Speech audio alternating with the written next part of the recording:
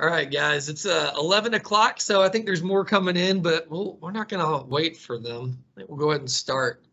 Thank you guys for being on with us today. I'm James Schuler, Center Technologies, y'all's host for today's webinar. The topic is all around Microsoft, and so my goal today was to bring to you our escalation point.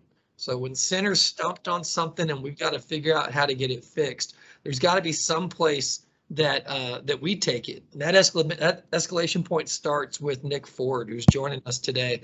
So Nick, thank you for being a part of what we're doing. Awesome, thanks for having me. Yeah, for sure. So one of the things I like to do when we start these, I got a couple of housekeeping items. So give me just a second. Let me touch on those, and then we're going to jump right into the Microsoft changes.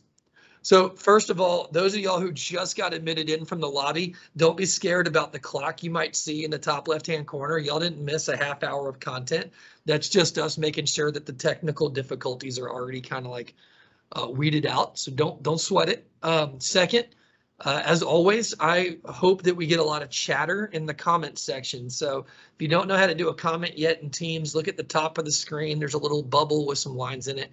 That little bubble is where the comment section is going to be. And y'all have likely grown accustomed to Taylor Uden manning that little chat and making sure that I see those questions. Sarah Yanity is joining us today. Sarah, can you say hi for everybody?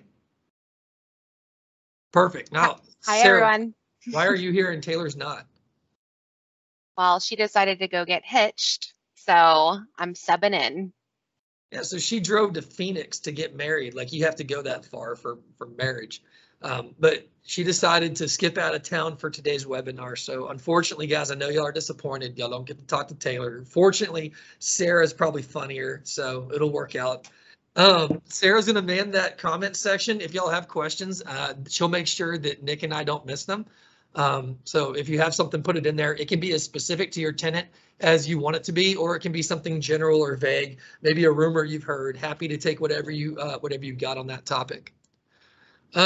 So aside from the center story and what we do for managing 365 tenants, which I'm guessing you guys are likely tired of hearing us tell you every week on what we do, Microsoft sometimes makes their own changes. Sometimes that looks like a new way of calling a license or a name convention change or something that doesn't change the reseller component, just the knowledge of what Microsoft does.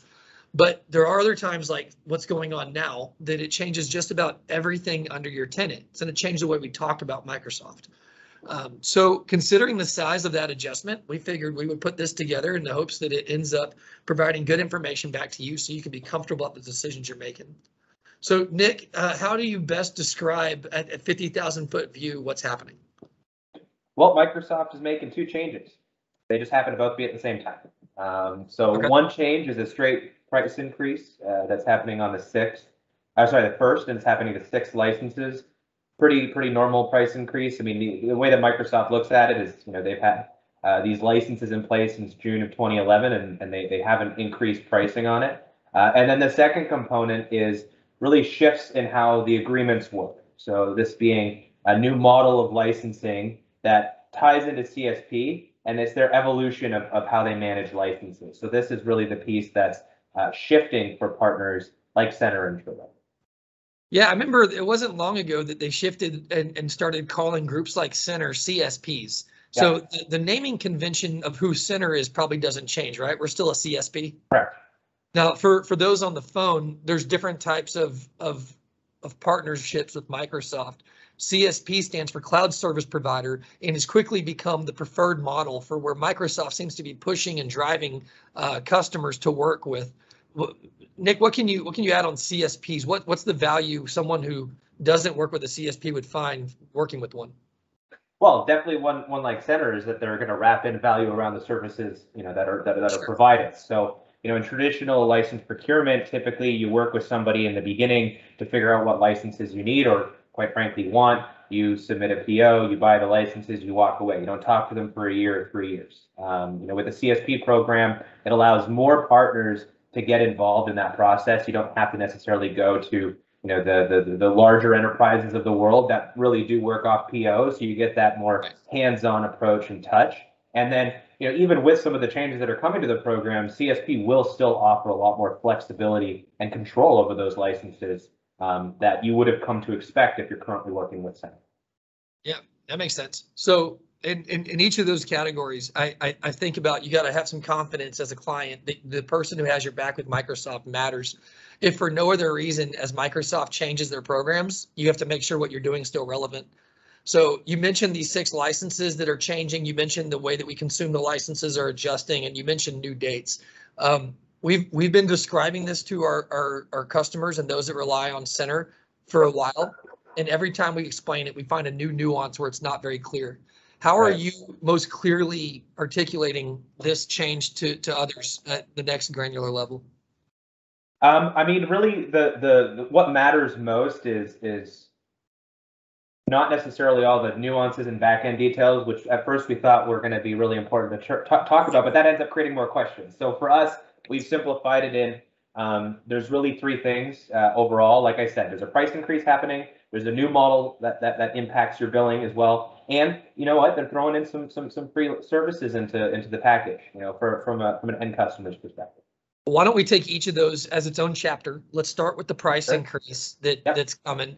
And then for just the sake of everyone's sanity, let's call the way things used to be legacy. That's what it is right now. And let's call everything that's going to be NCE. So we'll talk about legacy and we'll talk about NCE. And legacy is what's going away, and NCE is what we're going to be talking about only a year from now. Mm-hmm. Right? Right. So I'll share my screen with these slides here. So we'll go ahead and show some examples. So hopefully it comes through. I'll make it full screen so it looks a little bit better. Let me know when you can see that. Got it. Excellent. So this here is impacting, like James said, there's the old model, which is called Legacy, and then NCE, New Commerce Experience, which is coming soon. This price increase impacts both. And that's why I always try to say there are 2 separate things happening. They both relate to each other in one way or another, but this impacts you regardless if you're on NCE or on Legacy. And this is just a straight price increase. So how you're consuming, if you're buying through Center today, how you're consuming CSP is via Legacy. So really what you're going to experience as of March 1st potentially is a price increase. So on the screen, we see the 6 licenses that are impacted. So we have Microsoft 365 Business Basic, Microsoft 365 Business Premium, Microsoft 365 E3, Office 365 E1, Office 365 E3, and Office 365 E5. You got those names, shifted names, but it's not a name change in this case. It is a straight price increase. So take a look at that. They range in different amounts for that increase. It looks like everything from 8.5% to 25%. Is that range. And then there's some common licenses like standard that aren't on there at all, correct? That is correct. If you don't see a license on here, then the March 1st price increase is not impacting that license. Now, has there been language on that from Microsoft? Are other licenses subject to a future increase that's like planned, or is it just whenever they need to, they'll do that? I haven't heard of specifics, but whatever they need to, they will, I think. Other countries have experienced price increases before. The US really hasn't, but Canada, for example, saw a price increase, I think 2 years ago. I think Europe had a few adjustments as well. A lot of it had to do with currency because they based everything out of the US, right? But regardless, we don't know of a price increase coming for other licenses like the March 1st price increase is impacting these 6. Okay, well, this is pretty clear. If one of these license flavors is what I'm using today, then I'm going to experience a $1 to $4 increase on that license type come March 1. It should be my expectation on what's happening to Legacy and moving over, correct? Correct. All right, so let's go to the next chapter. Do you have anything else to add on this topic? I don't, but I can jump into. I have a slide for the NCE differences as well, which I think is important as well. Awesome. So this is impacting Legacy and New Commerce. This just impacts everything. This is the price increase after March 1st. So after March 1st, you can expect a price increase here. The next difference is going to be the difference between the Legacy and the NCE platform. So the New Commerce Experience platform, before I shift over to that, just so that everybody knows, is their new licensing platform that encompasses or is working to encompass all of Microsoft's programs. So all the licensing programs for even Azure and other products, that's what NewCommerce is. With NewCommerce, with the transition that we're having, moving from legacy to NewCommerce, the big impact that you're going to see as an end customer to this is there is a difference based off of a commitment. So traditionally speaking, through CSP, everything was month to month. There was proration that was available. You weren't locking in to get a certain price point. With NewCommerce, there are going to be new rules that come into effect. So what's important to remember here is that there is going to be a difference between yearly commits, whether you decide you want to pay monthly or you want to pay up front, you have the choice, or if you want to go to a monthly commit. And the rule of thumb on that difference right now is 20%. It is not just the SKUs that you see in front of you here. So these are examples that I'm using. You'll see we have Business Basic and Premium, like we showed on the other slide, but we also have licenses that didn't have a price increase on the first. So Business Standard, Exchange Online Plan 1, Visio Online Plan 1. The rule of thumb is once you're on NewCommerce, which is being forced for everybody to convert into, once you're on NewCommerce, you will have a 20% premium if you decide you want monthly. Now, we've heard this confusion quite a bit, that monthly invoices doesn't mean monthly dynamic billing. It is monthly, even if you're an annual commit, Yep. right? Yeah, and really what the key difference here is when your commitment period expires. So that's what I'm referring to is when can I reduce licenses? Yes. So if I've locked in on a yearly commitment for 10 licenses, well, I have to wait for my term, so my 12 months to be finished before I can reduce those licenses. I can add as much as I want. That's not a problem. That's never going to be a problem, but I can't reduce licenses until my commitment is up. And you have a 72-hour window from when you first lock in that agreement to make changes before, all right, I'm there for a year. And an example of an Exchange Online Plan 1 or a business standard right now is $12.50 retail and Exchange Online Plan 1 is $4 retail. Well, the price point doesn't change if you go into annual. If you go into monthly, it does. But the benefit of monthly is that your term is only for that month. So at the end of the month, I can reduce my licenses from 10 down to 8. And then the next bill that I have is 8 licenses. And then if I want to increase or decrease, whatever, I get flexibility. But the cost of that is a 20% premium. Yeah, and that's a great segue into one of the most common questions we get is like, what kind of license types then or company scenarios would end up needing that type of special flexibility?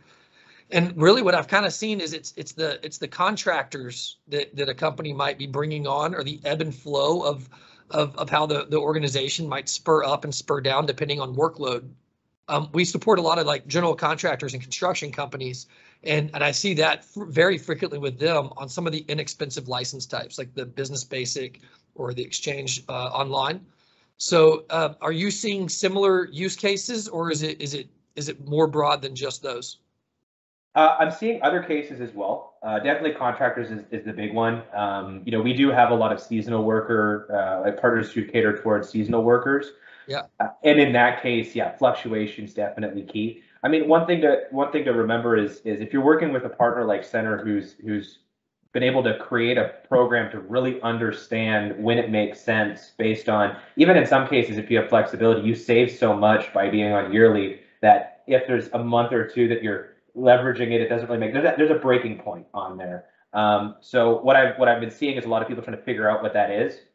So we definitely have a lot of other companies that are leveraging the monthly and the yearly, but it's not always as simple as that, because sometimes it makes sense to have yearly just because the monthly is more expensive. I mean, what's it going to cost at the end of the year? That's what people care about.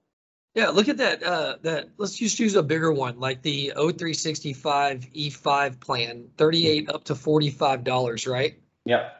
That delta alone over the cross of let's just say 10 dynamic licenses pays for the delta for that annual commit anyway. So you're right, there's going to be a break even that a group like Center or another partner you might be using who's optimizing your license spend is going to have to take into consideration that they didn't do before. Just adds a whole nother dynamic of why doing it in-house might be a bit more challenging than ever. Mhm. What do Yeah. you think about, so let's stay down this path of the new model. Yep. I'm now a company in growth mode. I'm adding more employees every month. Yep. You probably don't have any fear of just putting it all on annual commit and continuing to drive that number up, correct? Absolutely. Unless you're expecting to crash. Hyper growth companies are going to definitely be well suited here for that, because what's important to remember, I'm not sure if I mentioned this, I apologize. I've had a lot of conversations about new commerce lately. But one thing that's important to note is if you grow, let's say I have an annual, let's use E5. I have 20 of these E5s here, and 3 months into my annual term, I want to add another 20 because I just hired a bunch of people. I'm not extending my term. And because it's monthly billing, and in an example, what we're going to see the majority of is I'm going to lock in for a year, but I want to pay monthly. Yeah. And in that example, there's not going to be a second line item or a second bill. You're just going to have more licenses to pay for at that time. Your commitment date is still the same time, so you're not extending it. It's not like older models that you would get for procuring licenses where you would extend the agreement or have multiple agreements that you have to juggle. No, this is really what we've been able to set up is you can keep. So going annual when you're planning on that growth is going to be an ideal scenario. Yeah, what a nightmare that's been in the past of every employee has their own renewal date. That's a wild place to get yourself into and really hard to get back out. So let's repeat that. So Microsoft's going to look at your date of basically inception in NCE, and then that's going to be your annual renewal date essentially, where everything you put into it come that next year, you'll get a chance to right size your license count down if needed, and then start again on another annual term. Is that correct? It's correct. And one small piece I'll add to it is the renewal dates are based not on, like you said, not on people, not on users, but based on the license. So if you have an E5 and an E1, you would have 2 subscriptions. Those 2 subscriptions have 2 different dates. So a partner like Center can come in and make sure that we line those up properly and we keep track of it, and that, you know, it's not going to be a mess, because come the renewal period, you have 72 hours to reduce the licenses.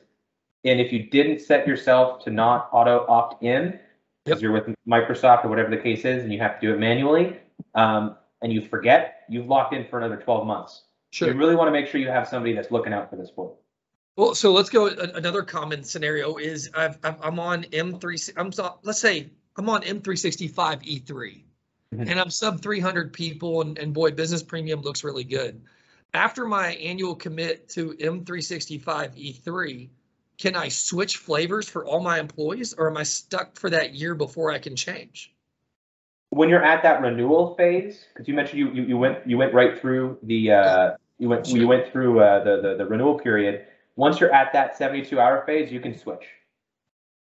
But there's no switching in the middle of it. So if I'm on hypothetically business premium and need to add, I want to switch phone systems midway through my term and start using Teams Voice, I'm going to have to add that as an ancillary add-on, not make an adjustment to E5s in the middle of that term. Is that correct? That is correct. So when decisions we're making, although it may be fine for employee count, we still got to make sure that we're making a long-term decision for our business, that it's the flavor that we're going to live with for the next 12 months. Absolutely. And that's why it's more important than ever to make sure that you set up a cadence with whoever's providing you these licenses, to make sure, what is my 12-month roadmap from a technology perspective? Am I using other applications from other providers that maybe I can consolidate? Well, now's the time to do it before you lock in. And then if you need to mid-term, well, you can go the monthly option. I mean, if you only have 4 months left in your contract and the add-on, I don't know, it's $4 a user an add-on, and you're going to eventually convert, well, at that point, Center would be able to make the recommendation, okay, let's go monthly for now for these 4 months, and then we're going to convert you and we're going to save you X dollars per month by switching you to that plan. But thinking ahead, making sure you're looking long-term is going to be important. Yeah, at the very least, it's a new variable in the project management cycle of when do we actually cut people over for something new. Right.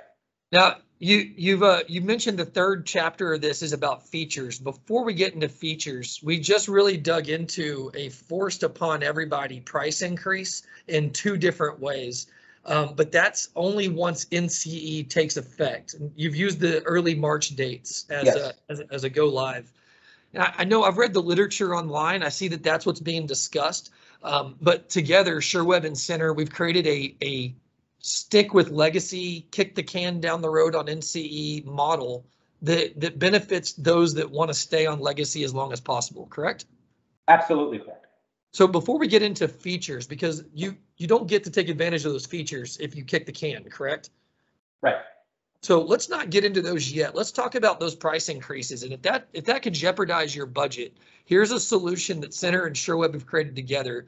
And we're going to touch on that now. So that for the foreseeable rest of 2022, maybe up to Q4, this is what the world can look like for about 6 months. You want to introduce it, Nick, and I'll fine tune? Absolutely.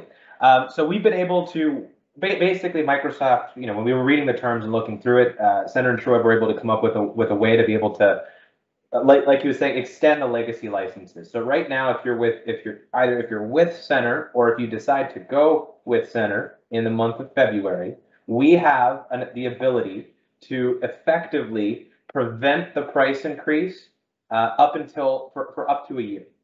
And how we plan on doing that is by leveraging the legacy option until we're forced to move into new commerce.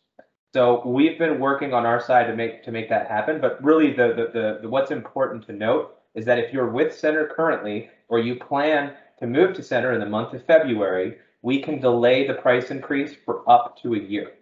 Decisions will have to be made about moving into new commerce. We do have a forced end date where we're going to have to do it, but that'll be something that you can work with your account team through Center on when you're ready to move to new commerce. And if you do decide, hey, I want to move over to Center in February, I'm with Center in February, and I want to lock in pricing on those 6 SKUs, we do have an ability as well through an annual agreement that you would have set up with Center, convert to new commerce and still not see that price increase until February of 2022. Yeah, so this has been kind of a big aha moment. Most of our competitors, Center's competitors that do resell Microsoft, they're choosing to take an easy way out that, to be honest, I'm a little surprised that we didn't give more consideration to. The truth is Microsoft announced this is the date for cutover.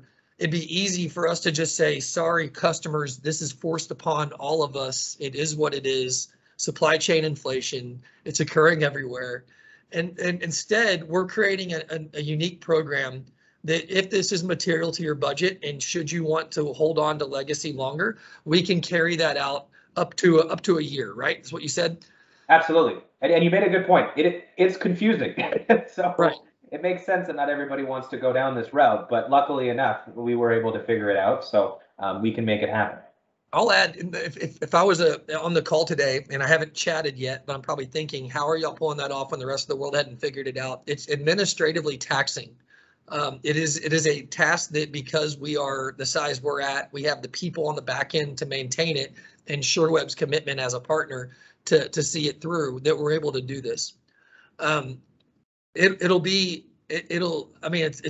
documented out on how we do it, so I don't think it's going to be any kind of hiccups along the way, but it'll be interesting to see how the rest of the industry responds to it, as most have announced March 1, or in some cases June 1 are their dates that all their customers are going to be forced to move over, whether they're ready or not.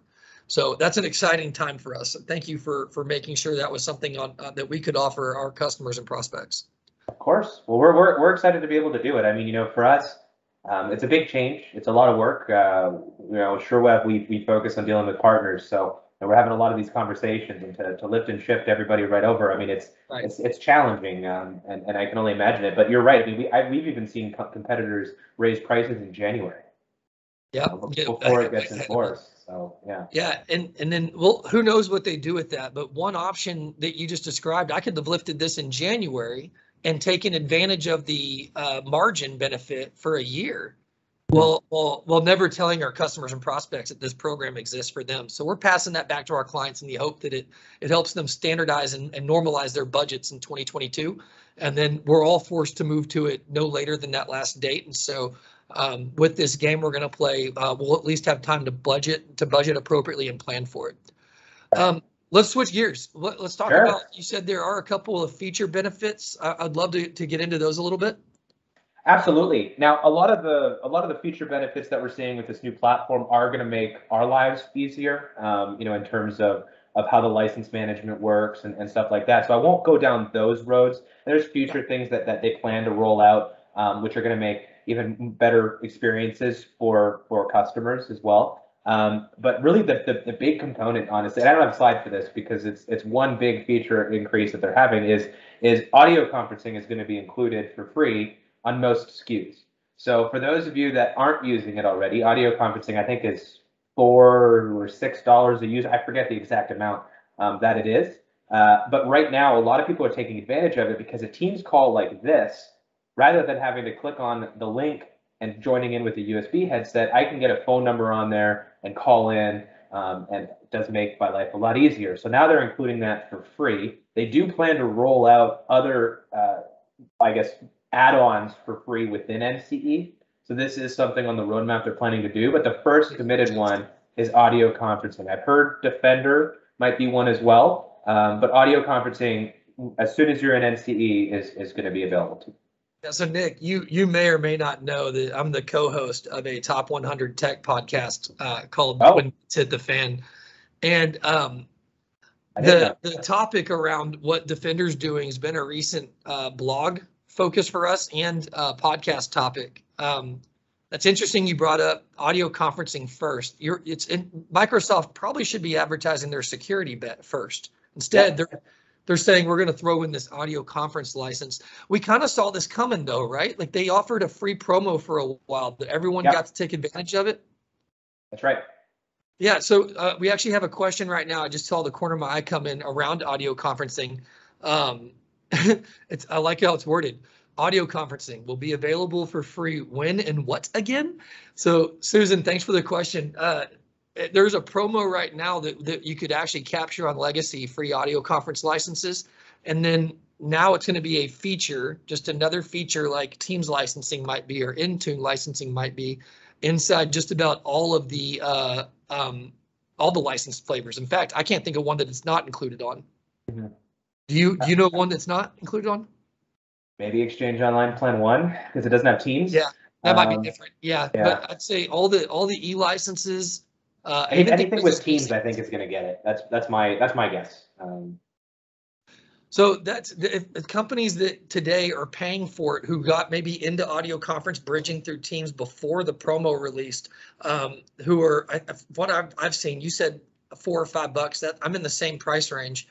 But if you've carried that and you're using, say, business premium licensing, dropping that license and taking advantage of NCE and it being a feature could be a cost saver for you.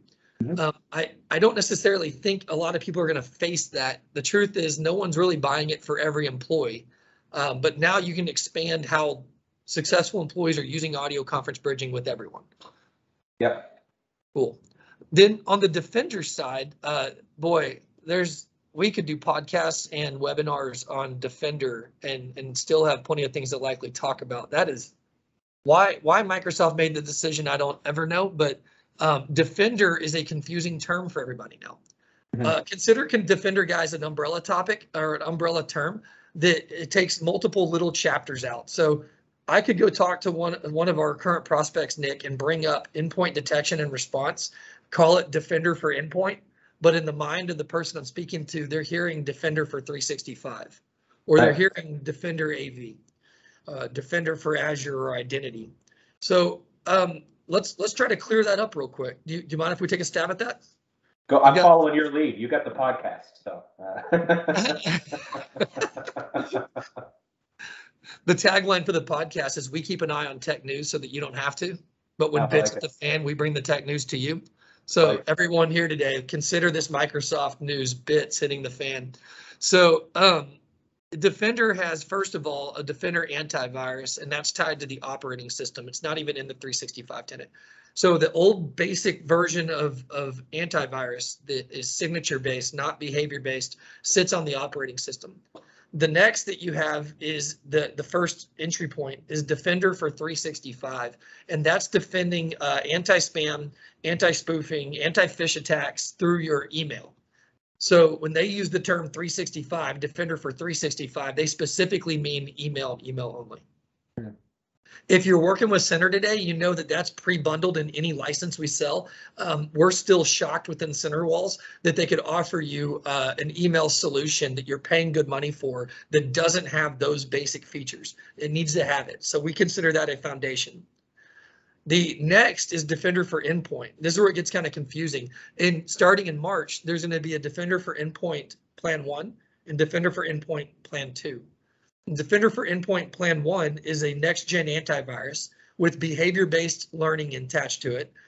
If you are taking advantage of like the SOC as a service program through Center, well, the Defender for Endpoint Plan 1 will generate logs so that that SOC can pick up on it. So fantastic. It could eventually replace what next-gen antivirus you use. I guess time will tell a little bit on where it falls on the Gartner Magic Quadrant or how it fares against CrowdStrike, Carbon Black, others, but that's there. And then Plan 2 is EDR. So the endpoint detection and response, at least filling your inbox with alerts on, hey, these things are happening, will be a part of the Plan 2. Plan 2 comes as part of Business Premium. Business Premium's cheaper than M365 E3. Only Plan 1 comes in that E3 model. So it's going to just muddy the waters a little bit, but that's Center's job to keep the clarity. So we'll help you make sure you know what you do and don't have access to based on your license types. And then after that endpoint security for Plan 2, then there's now a Defender for Identity, which I think will be the fastest grower that we see in 2022. And then there'll be an endpoint for Azure. Endpoint for Azure. Defender for Azure. Sorry, guys. Defender for Azure. So that's a ton of different topics just within the Defender umbrella. And then certain types, depending if you're between, say, standard and E5, certain flavors are going to get mixed into your license offering. The most important lesson to all that isn't necessarily the nuance. It's don't assume you have the Defender that you need in your license. Assume you have the Defender Microsoft wants you to have. Now we got to figure out if you need another ancillary Defender on top of that to truly secure your environment. Again, an area that Center's really skilled at assisting and making sure that even though everything's called Defender, we can translate that into what impact it's having. What on the Defender front, Nick, anything you're hearing outside of those topics that from other customers and partners, or is that really covered? No, I mean that summarizes it well. You know, you really make learning fun. I like that. I like that overview. That's good. But no, we're hearing that they might start including more of them in the plans. And I mean, we're going to see new flavors of plans, new types of plans. You're right. They, focusing on the. I think the reason that they're focusing so much on the audio conferencing is because, they've made a few acquisitions in the telco space. And, they're probably trying to make sure they can integrate that. And if ever you listen to Microsoft talking about their business models, they try to tie everything in together. But security seems to be a big thing for them moving forward. So only difference that I've heard on it is that they might have new plans come out that include have them wrapped together a bit better, make a little bit more sense, but it'll still be confusing. Which is why we have somebody like you to help everybody figure that out. But isn't it funny too that there's the old adage that Microsoft probably wants it to be confusing so that everybody has trouble figuring out what they do and don't need to buy. But the number of features in each of these plans, like if you're an E3 or even in a business basic, the number of licenses that you're paying for and not using inside of that bundle is alarming. It used to be like Yammer. I don't know any who are leveraging Yammer, but if you needed it, you'd have to buy it. Now it's just bound in and that cost is being paid for. So if we can find a way to grow your usage of features and still strip what you pay from Microsoft down, we consider that a big win within our doors. And Microsoft considers that a big win within the CSP partnership. It's an interesting world we live in. It's a tug of war that's ridiculous. It is. They love seeing usage go up. I mean, it's in fact, it's how a lot of their teams are evaluated on is how much usage is your product line using, not necessarily how much is sold, but how much usage. Sure. And then from my perspective, if I was a business looking at this going into it, I'd say, okay, well, if I get all these features from this plan, how many other bills can I cut? Yes. So I'm actually saving money for the same thing I've been buying for the past year. So it's an interesting. You're right. They throw in a lot of stuff for free, and I think that's why they're justifying the price increase on the first. Sure. Yeah, and it's not that it's an unfair price. They haven't, like you said, haven't done it since 2011. What gets me is doubling down on the Yeah. monthly billing concept. So now, even if you were a horror story, let's say 100% E1s needing dynamic licensing, you're faced with a 45% increase, and Yeah. that's rather material when you consider how people budget for Microsoft. It's consistent year in, year out forever, and now it's changed. Yep. What I'll put it back to the listeners today. Our agenda is starting to wind down. We'll fill this with other content like what's going on in Canada. But if y'all have any questions, we'd love to hear them. Susan, appreciate that first question you asked. If anyone else has any other questions, it'd be great. Now, Nick, we just had a cold front hit. I left Austin this morning in 70-degree weather, and it's like 40-degree weather in Dallas when I got here, 3 hours north. Are y'all in nice sunny 40-degree weather? So, well, let me see, because it's Celsius here, right? But let me just do my little Google converter. So today we're actually 50 for once, and yesterday we were 14. Terrible. Whoa. Yeah, and tomorrow's supposed to be closer to 14 again. So basically, we're in for just a ton of ice everywhere, and it's super fun to walk the dog right now. Funny. Sarah, I heard you chime in. It looks like we do have a couple questions. So Andy asked, is there any concern that these changes could make for a messy transition to new commerce that could impact productivity? Mm-hmm. Great question. From a technical perspective, no. The back end, outside of getting some new features tied in, the back end really has a bigger impact to somebody like Center or SureWeb. So on our side, we have that covered. On your side, there's not going to be an impact to productivity outside of your team having to figure out what model you want to go with. So you'll have to spend a bit of time figuring out that and navigating that. After that, once you've decided, okay, these are the licenses that I want to lock in for a year. I want these ones to be on monthly. You don't even notice the transition. So we're going to take care of all of that with Center, and there's not going to be an impact to your business whatsoever. Yeah, it's essentially an administrative SKU change on the back end, right? Like the billing cycle doesn't really change. Nothing really changes to the end user experience. This topic though is bringing up all sorts of other things that were probably worth bringing up sooner, but we kind of left off a couple of entry level chapters, which is just fine. But that's good to know. Thank you. Well said, Andy.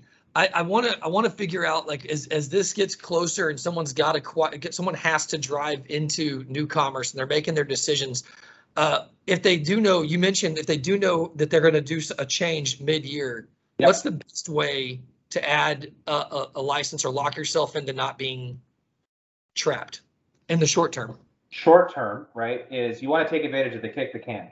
And I'm really definitely liking that term more than one that you guys use, but you want to take advantage of that as best you can. So let's say, for example, you know that in a few months from now, you're going to be using a particular license. You're not ready to leverage it right now, and there's no way that you can speed that up. You can start by provisioning a license of that through Center in February to lock in the legacy setup on here. So let your rep know what you're looking to do, and we'll figure out the best way to do it. But but again, it's thinking about the future. What do you have coming out that you need to roll out right now, and can we do whatever we can in February to set yourself up down the line a year from?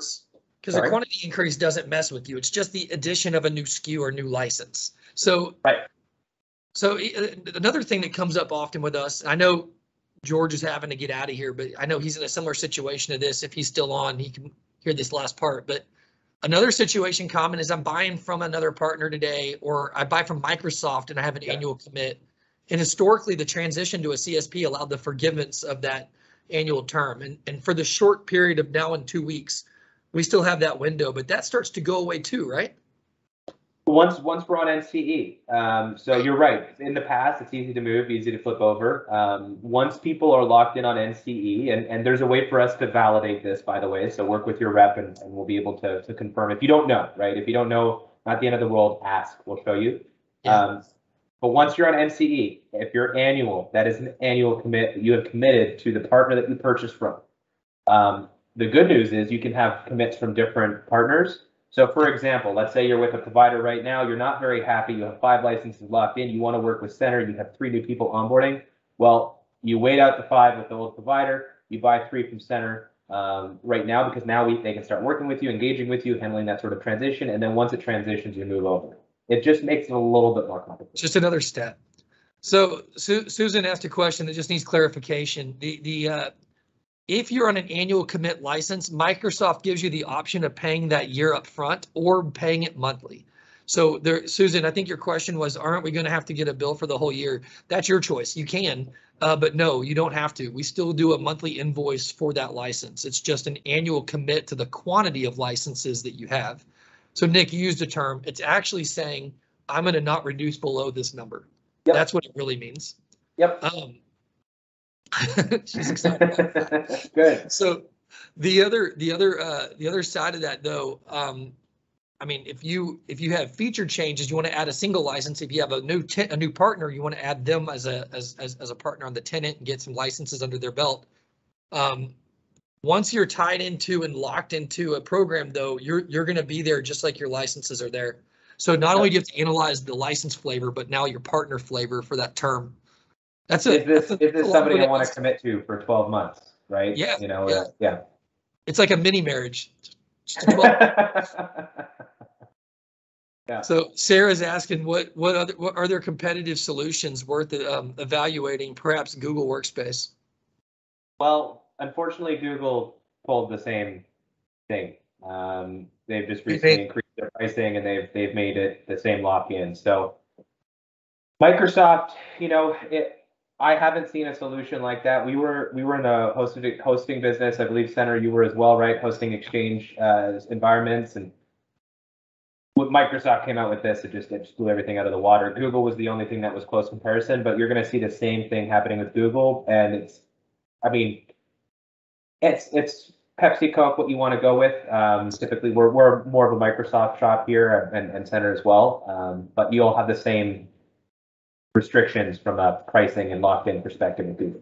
Yeah, what a great history lesson to give too. So the back in the day, service providers had to petition Microsoft for what was called SPLA, SPLA licensing, service provider licensing agreement, and that gave the ability to break off the open licensing or select licenses program where you bought perpetual licenses up front, minimum quantity of 5 to get started, and then you would do monthly invoices instead. And as long as we had some kind of hosting going on, private cloud, really there was a lot of solutions around services wrapped around SQL. We could do a monthly bill. And then we still carry our SPLA license agreement, which is interesting for legacy. Yep. That's not going away, but open licensing went away completely. Yeah. The open licensing program and perpetual is now gone. So it's an interesting evolution. Now part of NCE. Huh?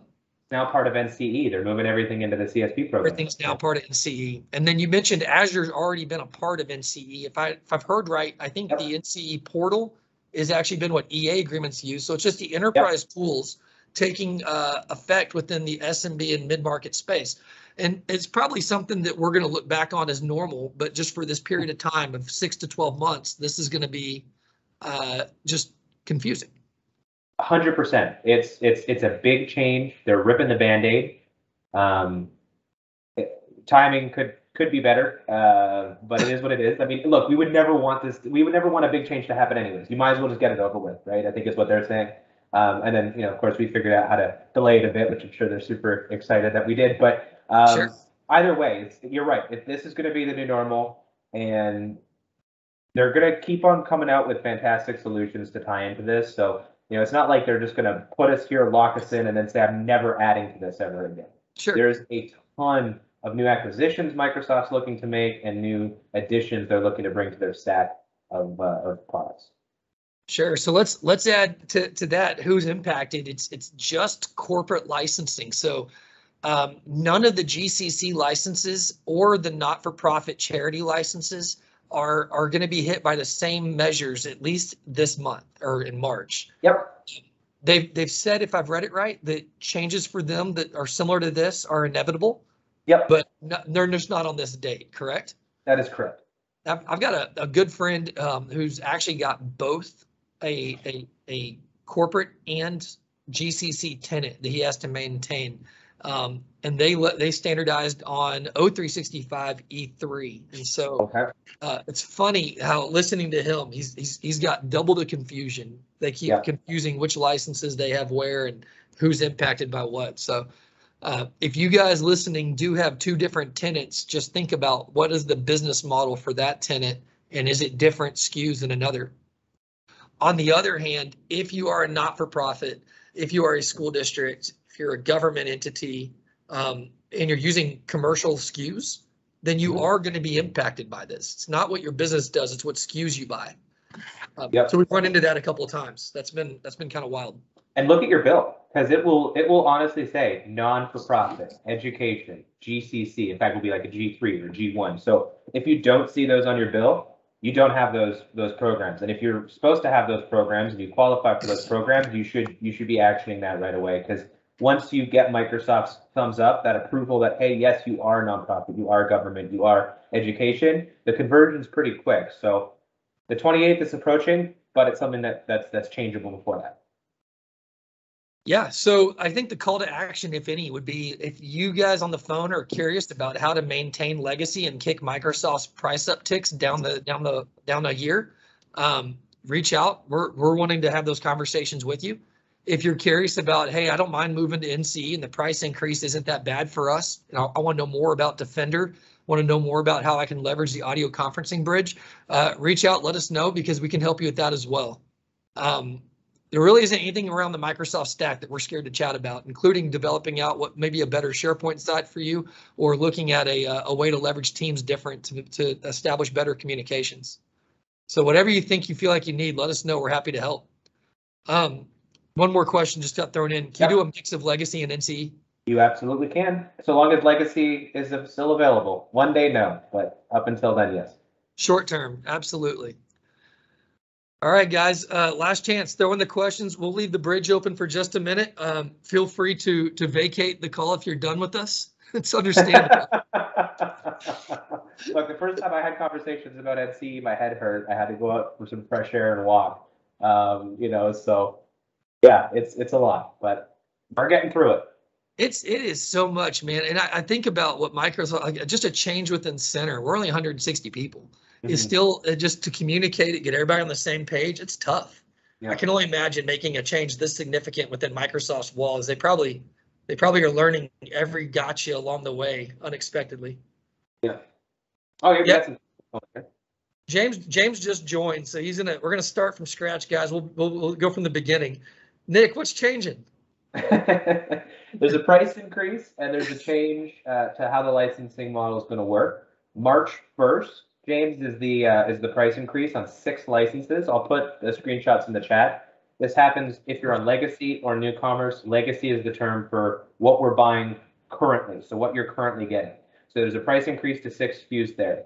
At one point, if you have existing 365, you'll have to move from Legacy to New Commerce Experience. When you move to New Commerce Experience, you have a decision to make. So if you want to lock in on annual, which means you can't reduce licenses for a year after the first 72 hours. Pricing will be basically the same as what you're having now for every other license besides the 6 that got an increase. If you decide you want to go monthly, there is a 20% premium on top of that. So I'm imagining, since this is recording, we're going to send this out again afterwards, right? Sure. Okay. The biggest thing, James, is that what we're offering to our customers and prospects through the end of this month, and we're kind of locked out after the end of this month, is the ability to kick the can down the road and remain legacy for another year. So if that intrigues you, if you're using, let's say, M365 E3 licenses with a $4 uptick, and you're doing it monthly with another 20% on top of that, and that scares you for how y'all budgeted, we have solutions to kind of make this easier to plan for. There's also a chapter within what we discussed around feature enhancements. There's only a couple. It's pretty short little listen, but there are some feature enhancements that are going to sweeten the pot on why Microsoft's doing this. So if you want to have a conversation around either one of those, James, feel free to let us know, hit us in the chat, whatever that is, and we'll make sure that we deliver this to you in a way that's more tailored to your business. And I think we had one from PK as well. I see 2 questions up here. I missed it. What's going on? So if I'm still purchased licenses on the MLVC, I'm guessing that's Microsoft License Volume Center, and delayed transition to O365. So if I am still on purchase licenses, how long will I be able to continue on there and transition? So to answer that, I'm imagining it's either a enterprise agreement or something like that. Basically, until your renewal. So if you can't transition out earlier, it's going to be till your renewal. If you can transition out earlier, find out what your renewal is, because you're likely going to be better off to transition to center, lock in, prevent it for a year than if you're already currently in that process. But if you're buying through the volume licensing center, typically that's an enterprise agreement. So you'll have your locked in term there. And are there any hybrid Exchange Office 365 options? I suppose that my question back to you, PK, would be, are you referring from a technical standpoint or a licensing standpoint? And if you're referring to a licensing standpoint, what licenses are you referring to specifically? Just because, yes, there are hybrid options available for people that have on-prem and cloud Exchange environments, although more and more as we're getting down the path of 365 becoming more mature, doesn't make as much sense, or at least there's specific use cases for it. And if we're talking about licensing options, I would imagine we're going beyond 365 and we're talking about Windows licenses and perpetual licenses and stuff like that. And if that's the case, then yes, there's ways to hybrid that, but this might be something we need to take offline. Hey, PK, if you want, I mean, it's your meeting now, so if you want to unmute and talk to us about what you're trying to gain from that, we're happy to explore it further. Just a lot of different directions we could take that. Similar, James Flores, you just accidentally, I think, unmuted. If you unmuted to ask a question, unmute again. I just put you back on mute to be safe. So if you want to ask something, feel free to jump in. All right, cool. Maybe it was accidental. Yeah, so I love that the EA agreement was brought up, because that is a that's moving too. The needle used to be 500 employees or up would be able to qualify for an EA agreement, but they've changed that now to 2,500 employees. So your answer is probably spot on. You'll be able to do that to your renewal, and they're probably going to push you CSP direction. Great.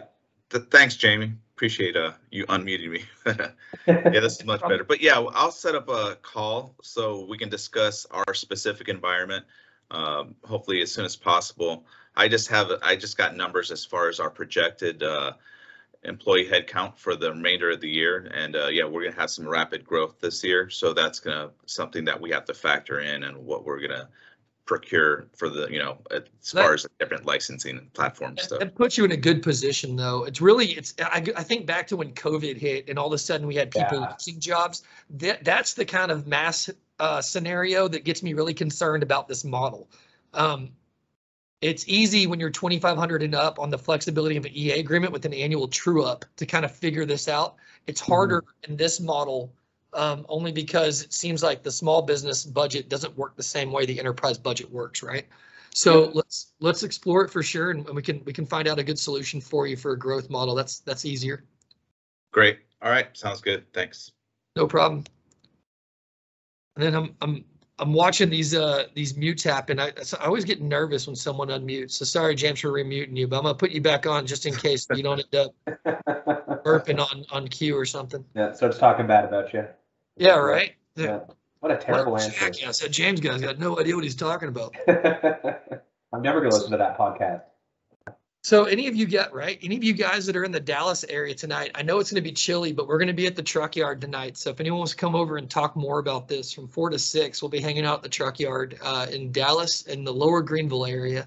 So happy to continue the conversation there. Or if you want to just tell your account exec that you need more James time and we can get a meeting together, I'll be happy to talk more about your specific environment and how this is going to impact everything.